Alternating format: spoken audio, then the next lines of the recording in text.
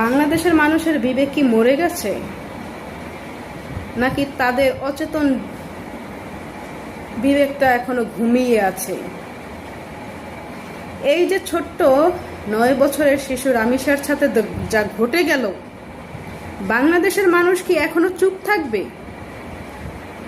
আজকে রামিসার সাথে হয়েছে, কালকে যে আপনার মেয়ের সাথে হবে না বা আপনার বোনের সাথে হবে না, এটা কি আপনি সিওরিটি দিতে পারেন?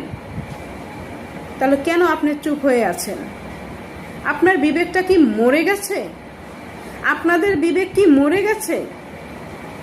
আমরা দিন শেষে শুধু বলতে পারি আমরা লজ্জিত, লজ্জিত, লজ্জিত। আসলে আমরা লজ্জিত না, আমরা বিশ্বাসঘাতক, বেঈমান এবং বেহাইয়া। আমরা বাঙালি নামের কলঙ্ক। আমরা এমন একটা জাতি, আমাদের মতো জাতি পৃথিবীর বুকে দ্বিতীয়টা যেন না হয়, না জন্ম নেয়।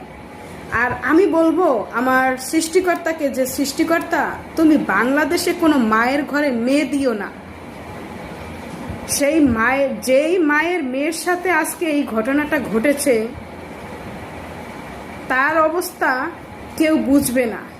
তাই বাংলাদেশে কোনো মায়ের ঘরে তুমি মেয়ে দিও না সৃষ্টিকর্তা, কারণ বাংলাদেশ একটা বিশ্বাসঘাতক, বেঈমান আর নির্বোধ জাতি, বেহাইয়া জাতি, যারা এত কিছু হওয়ার পরেও, এত ছোট ছোট শিশু ধর্ষণ করে মারার পরেও ঘুমিয়ে আছে।